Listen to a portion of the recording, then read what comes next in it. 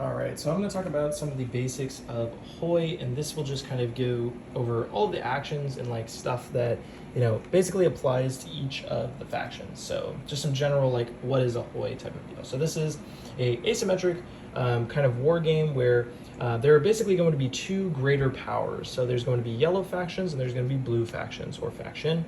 And these are going to be basically fighting for control over these regions, which a region is just these four kind of locations or spaces on these like big tiles here.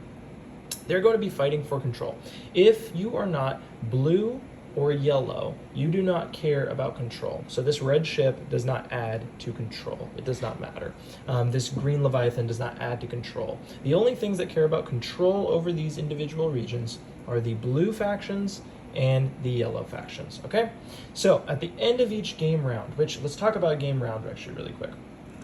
Every player is going to have, 4 or 5 dice.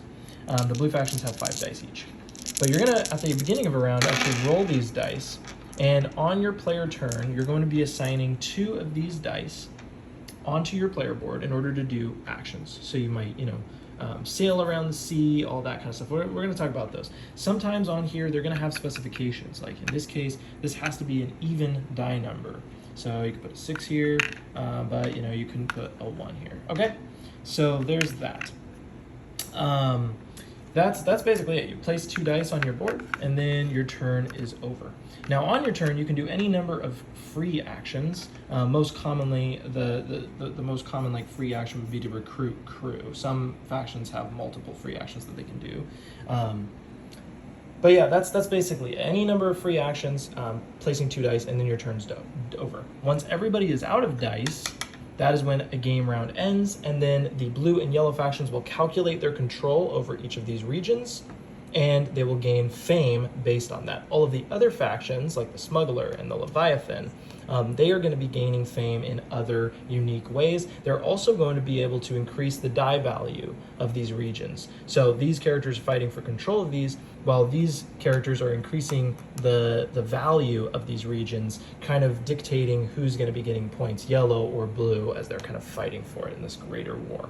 Okay, so let's talk about some of the basic actions. Everybody's going to have a sail action. So we'll use the red Smuggler as an example because it's just one piece. So let's just say I'm going to do a sail action. So I'm going to place 1 die here. It says move your flagship 1 or 2 spaces. Now your flagship will be denoted, but it's basically your biggest ship. Every faction has like a flagship. In the case of the Leviathan, it's this head. So I'm going to move 1 or 2 spaces. So you can move 1 or 2 orthogonal spaces. Now, keynote, you can't move across sandbars. So, I can't pass this sand wall. I also can't move into a current that's facing me. But if I moved into a strong current like this, it actually free moves me that direction. So that's kind of nice. If you move off of the map, if there are region tiles in this supply here left, you are going to do an explore action. You have to stop your movement. You move off, let's just say, you flip up this, and you can orient it however you want.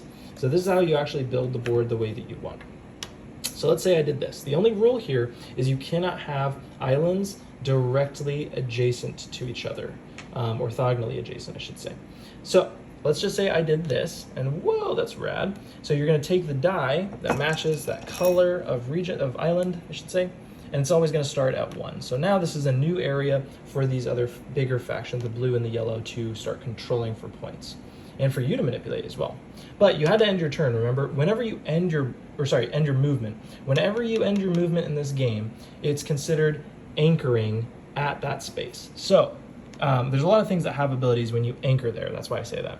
If you anchor at a spot that has a little gold symbol right here, like this, you're going to gain that amount of gold. Let's get our chunky, yummy little gold here. Okay, so I would have gained that because I ended my movement there. Now, if you end your movement at an island, that is how you recruit crew cards, and everybody has the ability to do this. If you look at the island suit and you find a card that you're like, ooh, yay, that's fun, sometimes they will cost gold. So in this case, if I anchored here, I could spend 1 gold in order to recruit this crew, put it in front of me, and now I have its ability for the rest of the game. Really nice. If it has a die like this, that means that the cost of recruiting this crew is a die placement. So I'd have to place a die here in order to get the crew right here.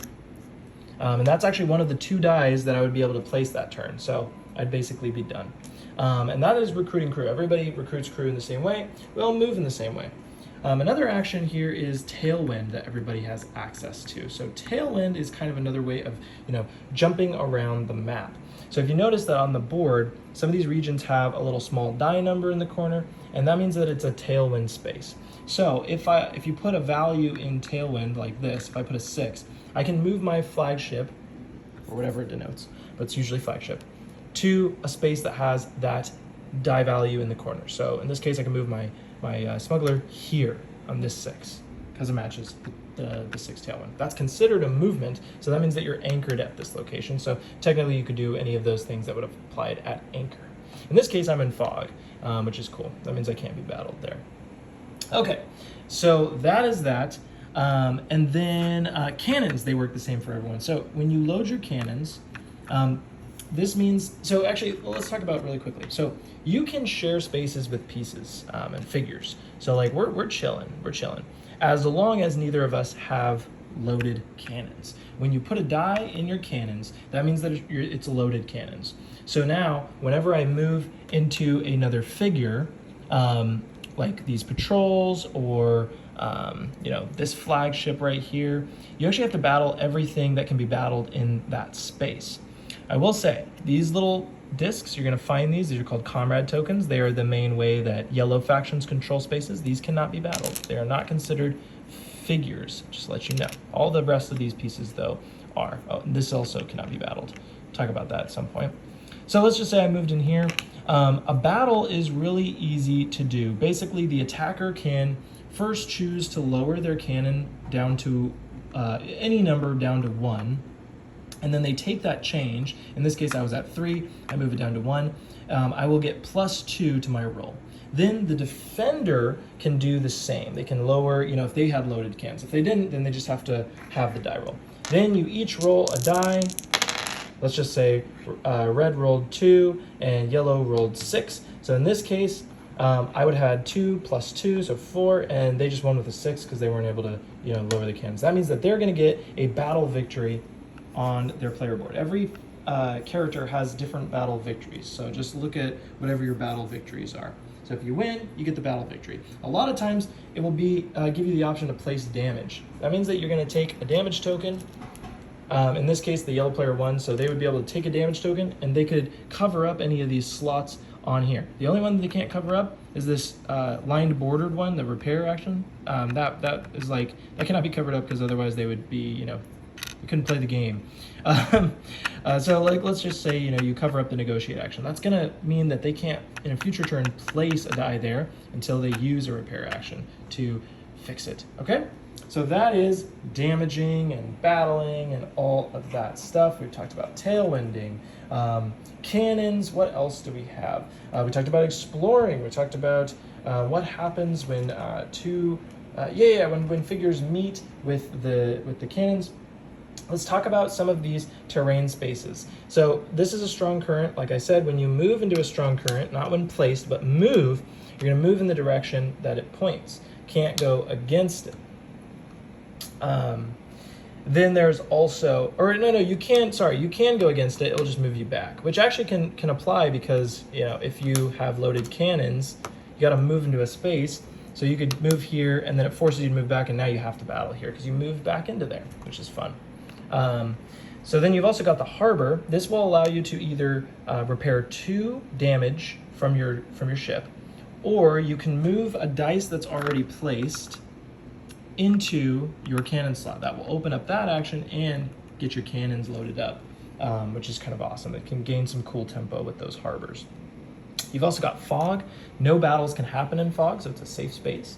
You've got sandbars, which are these bad boys. You just can't move through sandbars is the thing. You've got wreckage, which is this stuff.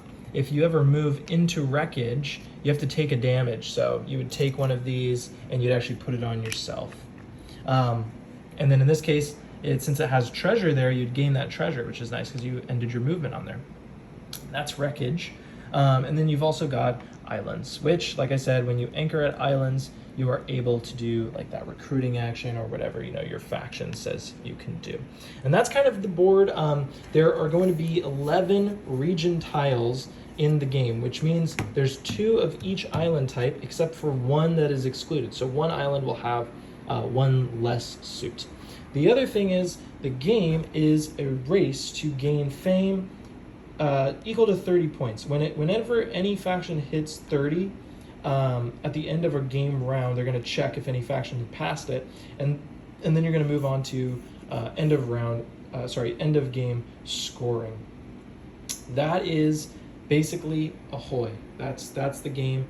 And now you will receive an individual video based off of your faction on how kind of some of your actions work and all of that jazz.